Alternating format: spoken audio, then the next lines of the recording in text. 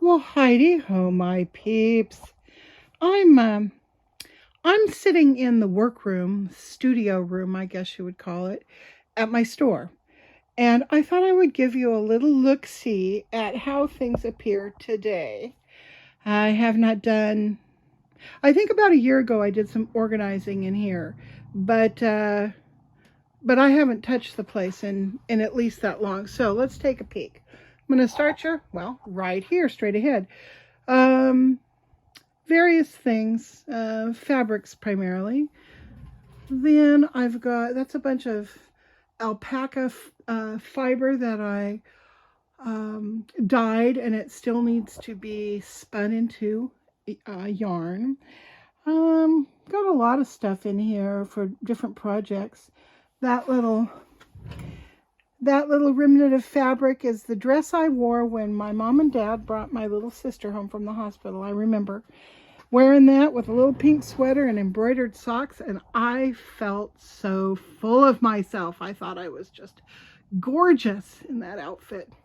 Now brown and pink are one of my favorite color combinations. Okay, this is all jewelry stuff I have in here, just for various types of jewelry making. Now we head on over to, whoops. Well, I'm just going to give you a little quick pan so you see what's coming up. But we'll head on over to this table. This table, I have painting supplies and just stuff piled up that needs to be put away. I wanted to show you this fabric though. I made this fabric years ago. I don't know how many years ago. And I went on Spoonflower and made this. I actually own that Valentine. And I made it as panels because I thought I could cut out the panels and use them for something, which I never did. I've got a lot of fabric and bins underneath this table. These concho, I think they're called, belts came from my store back in 1990. I had a little store in downtown Clovis. It was called Nouveau. And I was in LA buying clothing one time, and I thought these were cute, and I bought a bunch of them, and I don't think I sold one.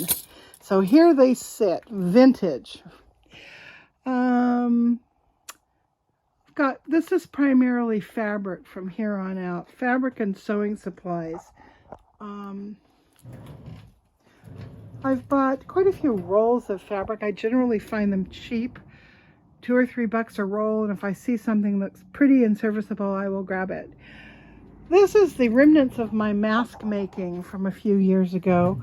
And remember back at the beginning of COVID, there wasn't enough PPE, and people were making and selling masks as quick as they could, and I did that for a month on Etsy and did real well. Various and assorted things, lots of fabric, blah blah blah. This is my sewing table generally. I've got some patterns here, back in there, patterns and books, and various and sundry sewing stuff. This wall Costco bins is all fabric. Some of it's antique, some of it is old denim jeans, some of it I purchased, some of it I inherited, some of it I thrifted. I mean, it comes from every source. That box with the white that you see center screen, that was gifted to me by my dear friend Judy, and my fingers have been itching to get into this antique fabric and do something with it. So finally, I think I'm about ready to. Let's see what else. Oh, this cabinet. I love this cabinet. I found this was a curbside find. My friend Tom and I were, well, no, actually Tom wasn't with me. I was alone. I was driving around and I saw this on the street when they were doing the pickup, get rid of your trash day.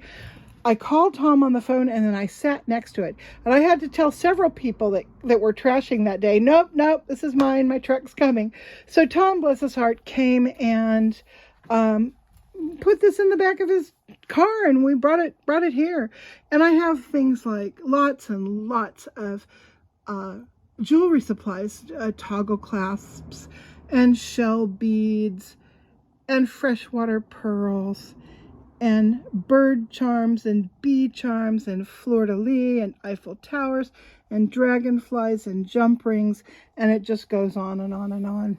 This is where I keep paints. Let's see here. Someone gave me this super cool little filing cabinet, and God help me, but I can't remember who did. I love it though. And then I've got just collections of junk that need to be separated and put away correctly. Lots and lots of that kind of thing. Let's see. Oh, I don't know. I think this was in my grandmother's junk.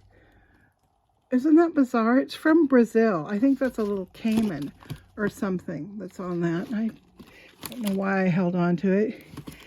And just tickets and beads that who knows came off of what, and you know, just stuff like that. Got some paint there, coffee filters. I have all my dolls lying in a big heap in the fireplace. The fireplace dolls. I don't know why. I just thought it would be fun to put them there. Okay, let's see, what else do we have? These two wire things are actually to grow plants on outside. I should take them home and put some kind of something in them. I've been trying to spruce up my house as well as getting ready to clean here. Oh, these, you know what? I loved these bags when they first came out, but they just fall apart after a couple years, just disintegrate. So I have to carefully remove whatever is in here, which looks like it's trash. And so I don't have to remove it, I guess. So what else do we have? Oh, lots of scrapbooking supplies over there, papers and different things. A lovely, lovely woman was, she'd had a scrapbooking supply outlet, and she was leaving California, moving up to Washington State. And she asked me if I wanted some of this stuff. Yeah, sure. Well, I show up and it's just a big pickup truck full of like these papers and all sorts of embellishments and little tools. I mean, all kinds of stuff, little albums. I mean, seriously, this whole box here is full of scrap trinkets. So I was so blessed by that. And I have sold some of it, and I've used some of it, and I've donated some of it. I've really gotten a lot of use out of it. There on the wall, I've got beads. And now we head back over here. Down here, I've got picture frames and just junk like hats and different things. Half-finished projects.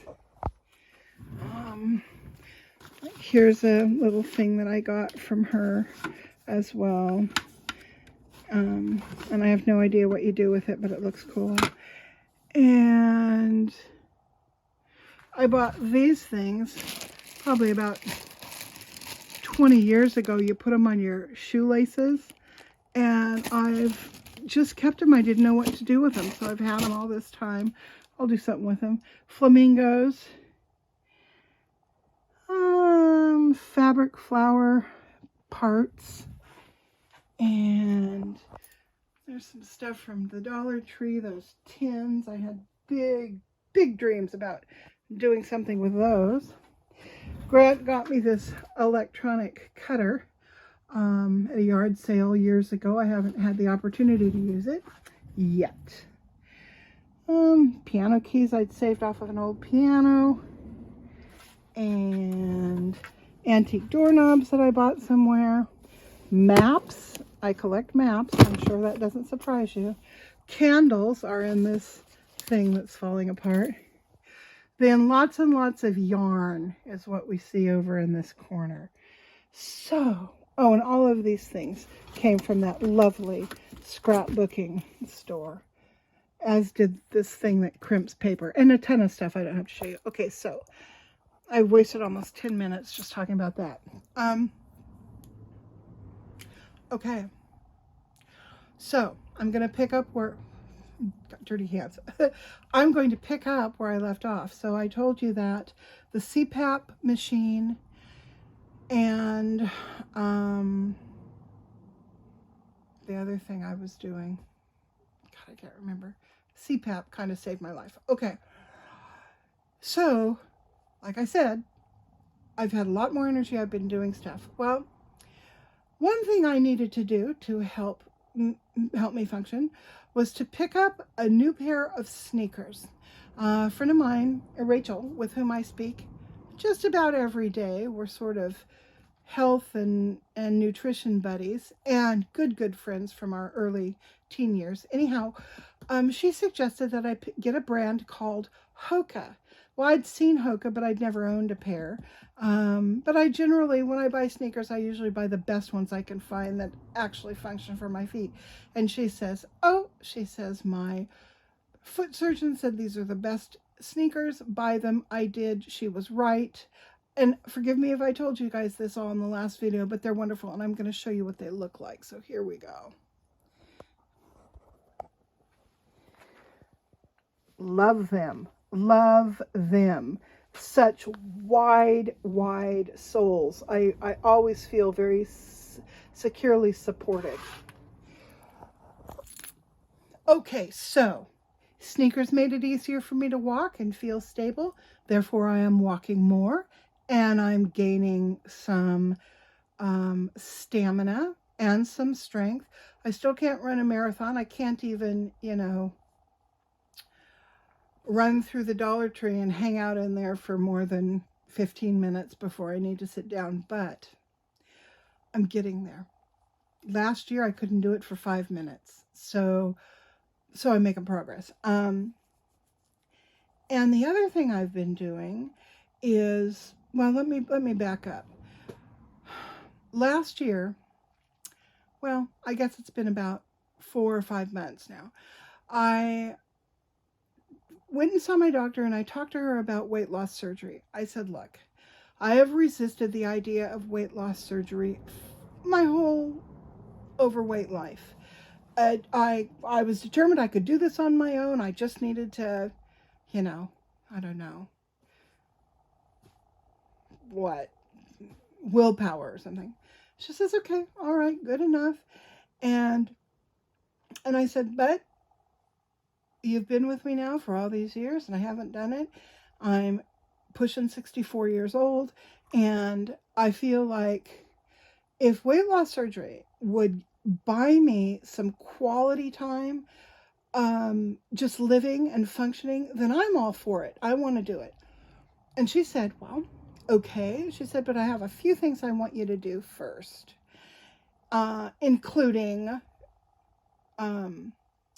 do some tests, add another medication to what I'd been taking, a second medication for blood pressure, a few other things. So I said, sure, I'll do it, and then let's talk. So exactly a month later, I called her and said, okay, hey, did it, all the stuff you said. Now can we talk about weight loss surgery? Okay, I had to go find a tripod so that I could put my arm down. I've been having a lot of trouble with, what do you call that? Carpal tunnel issues. I did graphic design for 15 years and I was constantly holding a mouse doing this and it's sort of messed me up. So my hands go numb. God. Anyway, so to get back to the weight loss surgery story. So I did everything you wanted me to do, Dot, and so now let's talk about it again. And she said, okay. She said, but I want you to consider trying something else first. Well, as soon as she said that, I knew exactly what was coming next. So she said, have you heard of Ozempic? And I said, well, yeah, hasn't everybody? It's the big celebrity weight loss drug. It's supposed to be for diabetics to bring down their A1C. Yeah, I know about it. She says, I would like you to try that first. And I sort of felt my heart sink because, I'm like ready. I'm so ready to go. I need a as much help as I can get. I fight ravenous hunger, I fight emotional eating, and I fight cravings. And I know in my hard little heart of hearts that I cannot do this weight loss thing alone. At least to get the ball rolling, I need help. Um, and so I said, well, okay. I said, what do you think about the side effects? And she said, well, you know, there's a black box warning on it for thyroid cancer. She said, however, the the numbers that are coming in are not as frightening as she thought they were going to be. And she said, you know, you need to weigh this. You need to decide what is the safest way for you to drop some weight so that you can get into the lifestyle that you want to live. And I said, and she said, so part of why I don't want to address weight loss surgery yet is because you have just been under general anesthesia. You had trouble with it, and every time you go under, especially as you get older, she said it's more and more damaging to your body, to your brain. It's just something you want to avoid. So I said, okay, well, I'll buy that. You know, it's Ozempic and possible thyroid cancer, or it's weight loss surgery and dementia. You know, choose your poison. And so I said, all right, sure, let's give it a try.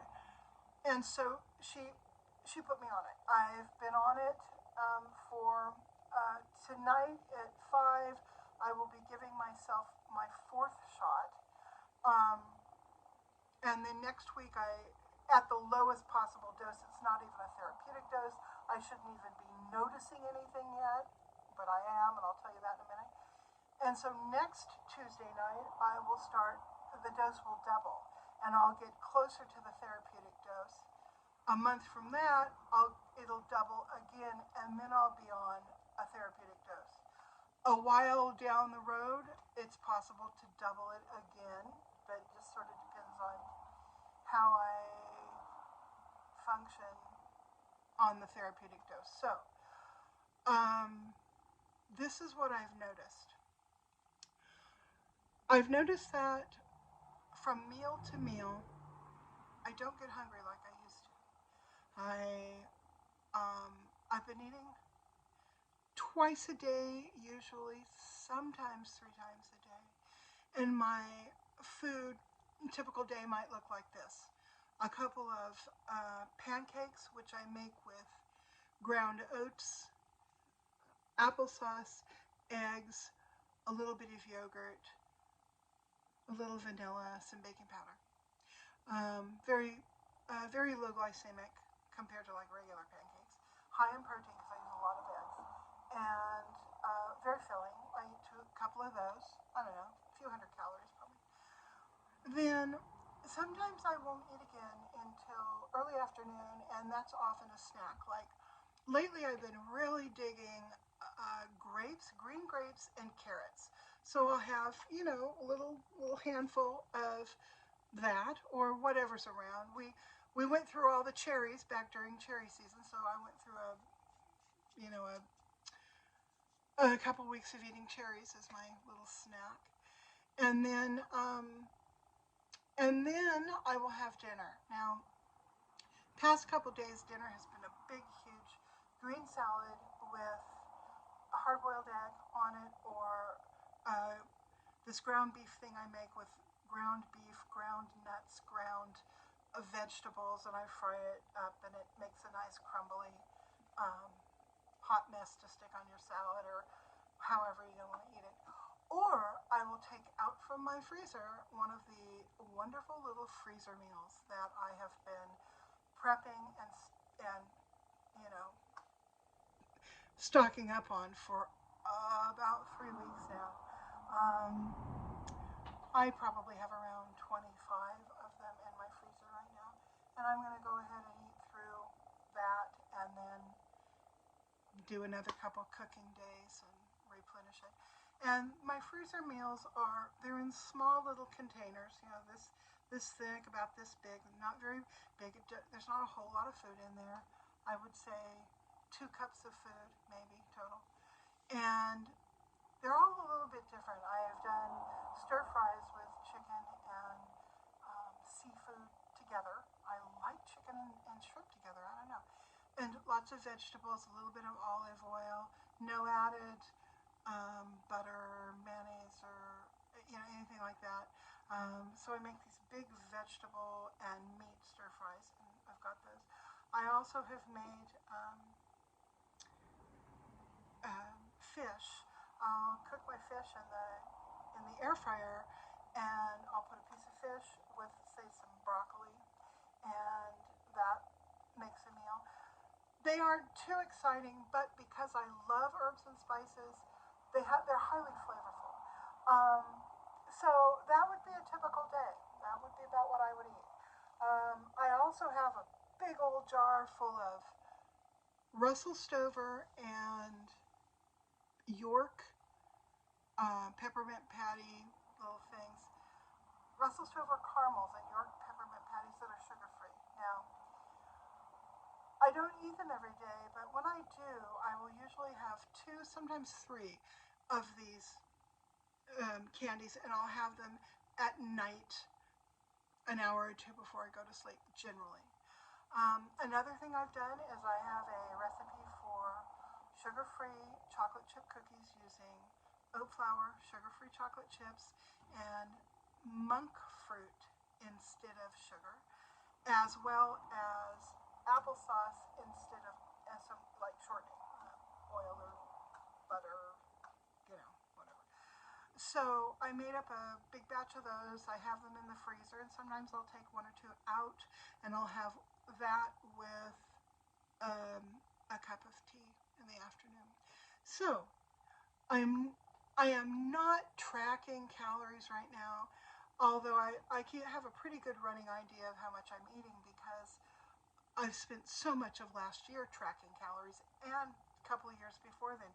So now I'm at the point where I can look at something and figure out the calories in it, especially if I know like what's in there that's hidden. If I know how much sugar's in there and I know how much butter and all that. So by making my own food, I can look at it and I'll be like, yeah, okay, that's 250 calories, or that's 150, or that's 320. I can pretty much figure it out.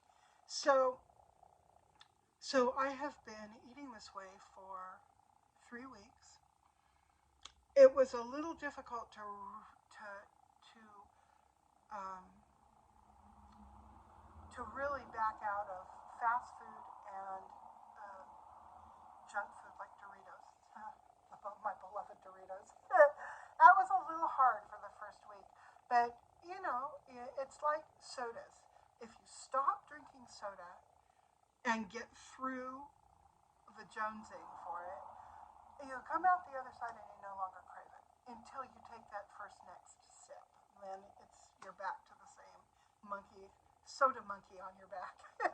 So all of this is to say, oh no, okay, so that describes about the volume of food, the kind of food I'm eating, and about how often. Now, I've noticed another seems to be a side effect. Well, actually, 2 others. One is that I haven't been tempted to eat emotionally for like the past 2 weeks. It took me about a week to like get in the swing of this. I've noticed that I just don't have these emotional eating desires or episodes. I'm not overeating. Now, I'm a big overeater. I can overeat everybody else under the table. And I'm not doing, I'll have like 3 servings to somebody else's single serving.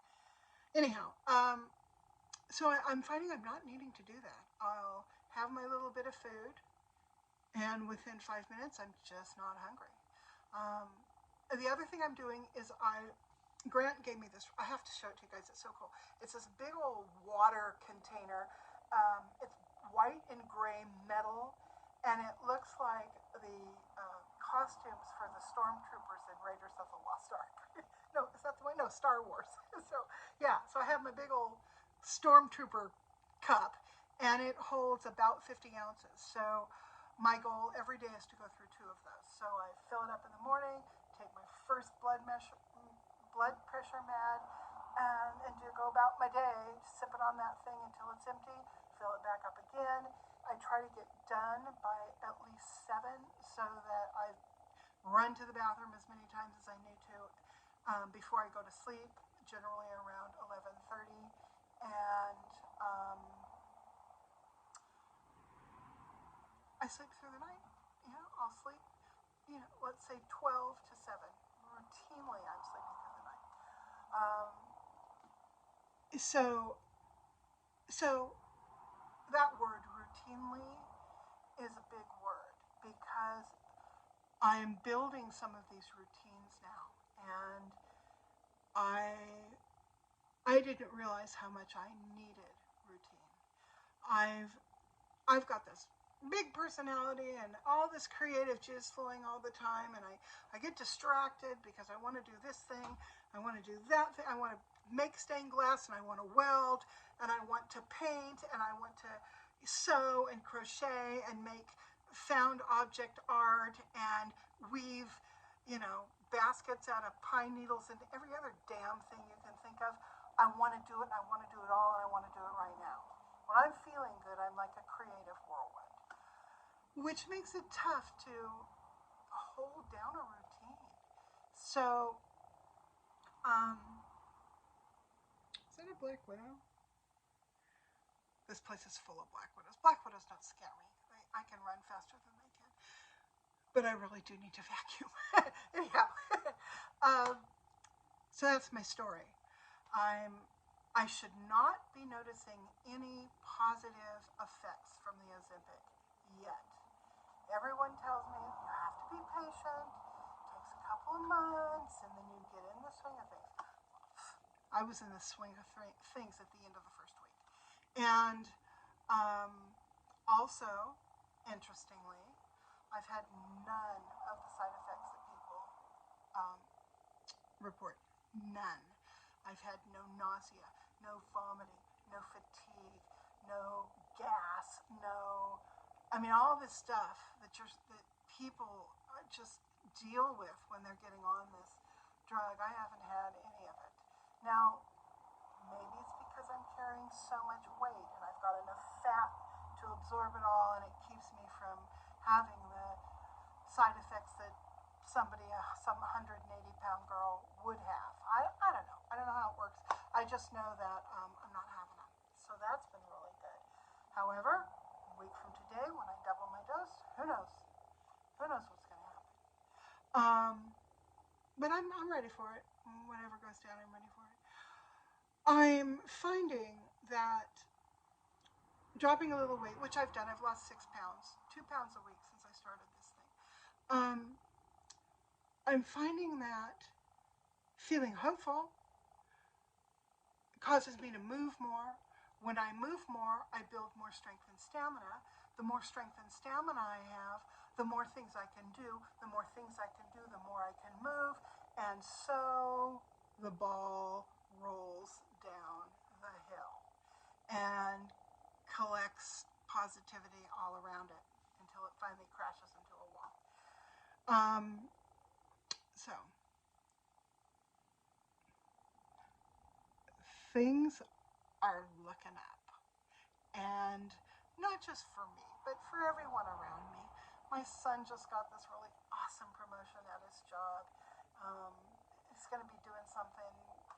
He works for a big engineering company. He's going to be doing something up in Lake Elsinore in California, where they had this huge mudslide because of all the rains that we had and all the burn scars and everything, and the mud just came down and it buried a highway. And so he is going to be pretty much camped out up there until the project's done, which could go until December. So he'll be coming home every other week, but they've asked him to run a training program and kind of just onboard people as they ramp up and all of that.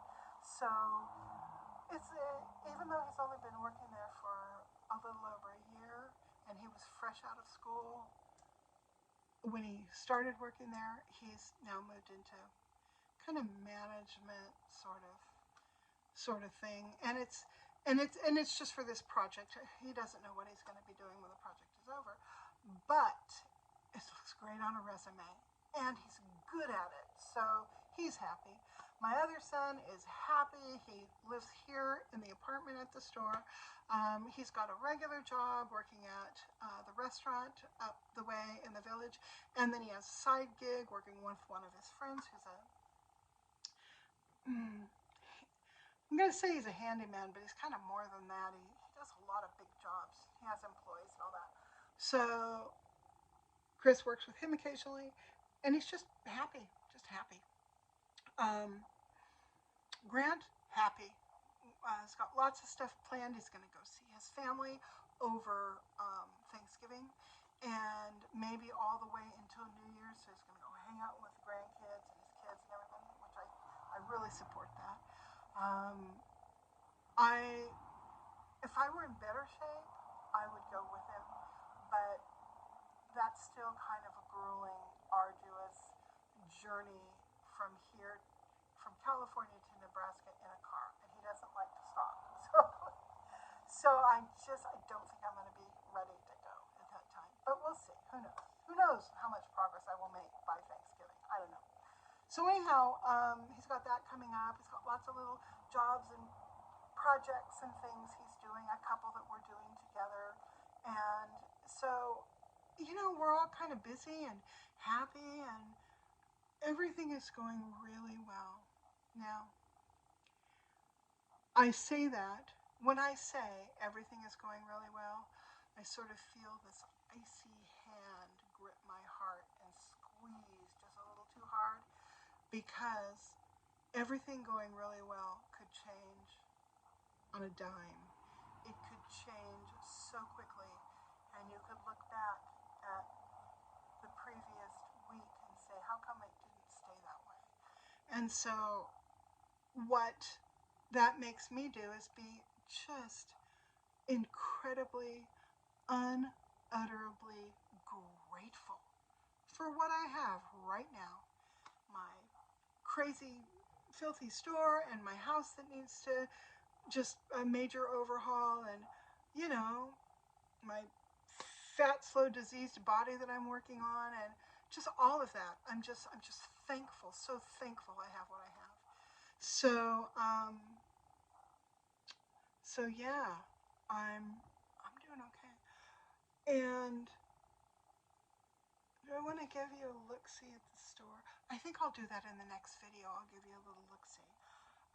I've covered all the highlights. There are other things that I want to talk to you about as well. So, I'll say them real quick. Sobering things. I recently lost a friend who was also a family member. She's my sister's mother-in-law, who, well, golly, she's been part of my life for 30 years. And we never spent time together at all. We saw one another at events. It was nice to see her and say hi and all that junk. But I never hung out with her. I didn't really get to know her until last year. Something went down, and I started going over to her house for some reason. I can't remember what it was. And we just became fast friends so quickly. And so I had a lot of fun hanging out with her. Her name was Jerry, for over a year. And Jerry was, she passed away in early June. She was 89 and hadn't been in good health for a long time, so she was just, slowly winding down to her natural causes, death. And so that was real tough to lose her, because she had become really important to me, in part because she knew my mom and she liked my mom, and she wished that the two of them could have spent more time together, and they didn't for various reasons, but not for lack of wanting to. So, just spending time with somebody who knew and loved my mom was a kind of icing on the cake. So she passed away, and then I have another friend from high school who is fighting a cancer right now and having lots of trouble with side effects from cancer treatment. And she has been through the mill. I think she started with a hysterectomy, and interestingly enough, we ended up with the same oncologist. And so that was kind of odd to find out. Anyhow, so it started with that, and then she ended up with melanoma on her scalp, and then she ended up with brain cancer. So she's full of positivity and fighting, and I think about her every day, and I hope she's still with us. I don't know. Her husband, every once in a while, I'll ask him how she's doing, and he hasn't replied this week. So, if she has passed on, boy, the world has lost an amazing human being. And if she hasn't, I hope to see her soon. So having people you know and love in peril and leaving this world really makes you stop and think about how important your friends and family are, especially people who have known you since you were young. This woman I'm talking about now, she and I met when I think she had just turned 14 years old and I had just turned 13 years old as freshmen in high school. And we had every class together that first semester. So when we realized that, well, we started hanging out, became really good friends. She left our high school and went to a different high school for the rest of her 3 years of school, but we remained friends all that time. And from time to time, we would touch base over the years. So she is very special to me. My friend Rachel, with whom I speak almost every day, she's been, like I said, my health and wellness buddy as we've both been trying to wrap our minds around becoming, strong old ladies. She and I met when she was 14 and I was 15, I think, or 15 and 16. Anyway, and we met at a different high school because I spent my junior year at a public school. I went to Catholic school, but I wanted to see what public school was like. So junior year was at a public high school, and then I went back to Catholic school for my graduation. But anyhow, she and I have remained close all of these years. So hold tight, hold tight. Pick up a phone and call somebody. Look them up on Google and email them. I mean, people from your past who were so very important to you, reach out. Don't let them go. You may find that they've turned into entirely different people, which could be kind of a cool thing, depending. But take the chance. I'm so glad that I've been doing that. And there are people on my list I need to call who I have not talked to in 30 years, and I want to. So, in a nutshell, that's what's been going on.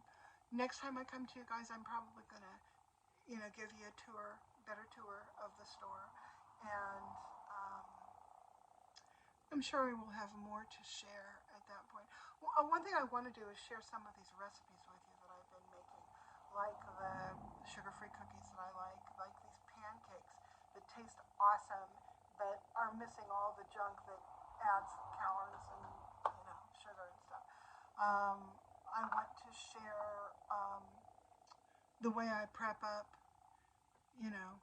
meals for my freezer, all that. I mean, I've really dialed this stuff in over the past 6 months or so, and yeah. So now I'm just blathering. I'm blathering because I don't want to turn off my camera because I'm so glad to be here with you guys again. So I hope you made it to the end of this video, and I will see you soon. Bye.